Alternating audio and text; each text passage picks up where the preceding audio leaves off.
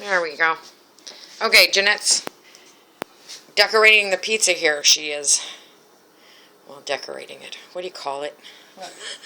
This is pepperoni. We have some homemade pizza sauce here, and with some garlic powder into the pizza sauce. Homemade dough. And we are now decorating it with pepperoni. We like thin crust, as you can see. It's going to be a thin crust. It's all preference, I guess.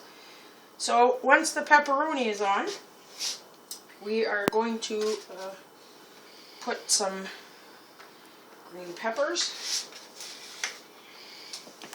And red peppers. Red peppers, orange peppers. green peppers, orange peppers. I put a variety of all colors, sweet peppers, all kinds of peppers. This is going to be homemade, And all dressed, and healthy. and very healthy. Everything in here is made with scratch.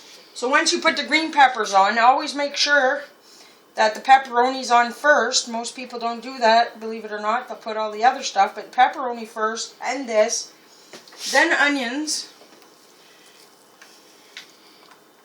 You should start your own YouTube channel for cooking. You'd be the next Auntie Faye. Yeah, you know what? I could see myself doing that so much.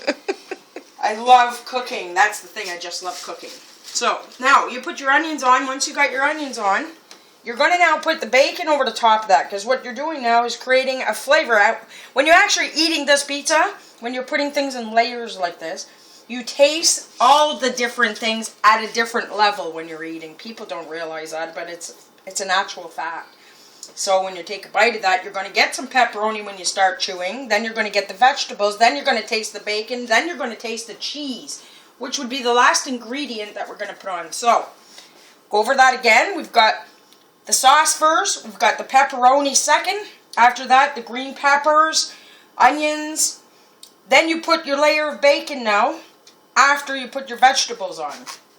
And then you're going to take some cheese, and you always have to make sure that the cheese covers all the ingredients, because that's going to be the rooftop that makes all the food inside cook, if we can put it that way. And holds it all together. And it holds all of it together so that when you bite into it, it's not all falling all over the place. So this is, in fact, in my opinion, like a sealer.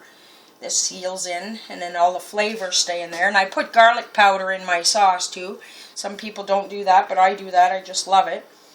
And normally I would grate up some real garlic clove, because I like it that way, but I put garlic powder. You're still going to have some garlic flavor, just not quite as strong.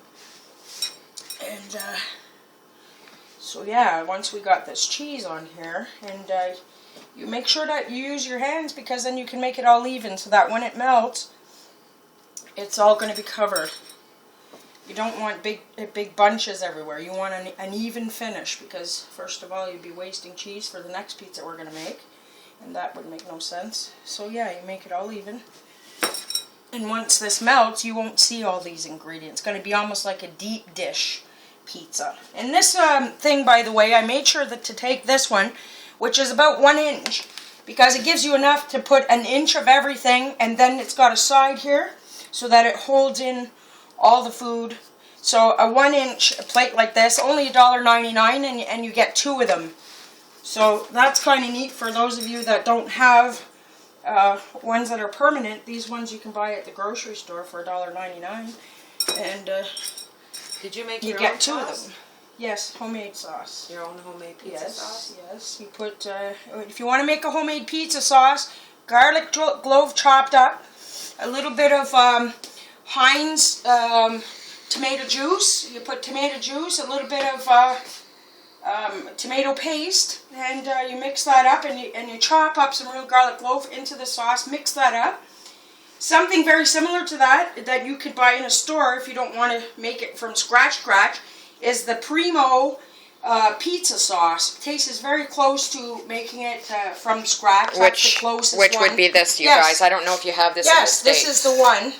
That would be the closest to making it naturally, is what I'm going to say. Sorry, I showed you the French side. We're not all French in Canada, you guys. I know you think that, but we're not. So that's that one. We're going to have to shred some more cheese. Yeah. So that's about how much So cheese this there. this basically would feed, I'm going to say you're going to have 1, 2, 3, 4, 5, 6, 7, 8, 10 pieces of pizza. Pretty much if you had a small pizza, that kind of a size, we're going to cut this in squares. I was looking for the round plates, but they didn't have any. So I went with a square. So we should get 10 pieces of pizza out of this. So that could probably feed this size, perhaps maybe 3 people. Yeah. So we're 1, 2, now I'm 3, going to bring 4, that to my 5. brother-in-law and see how it goes. Till later.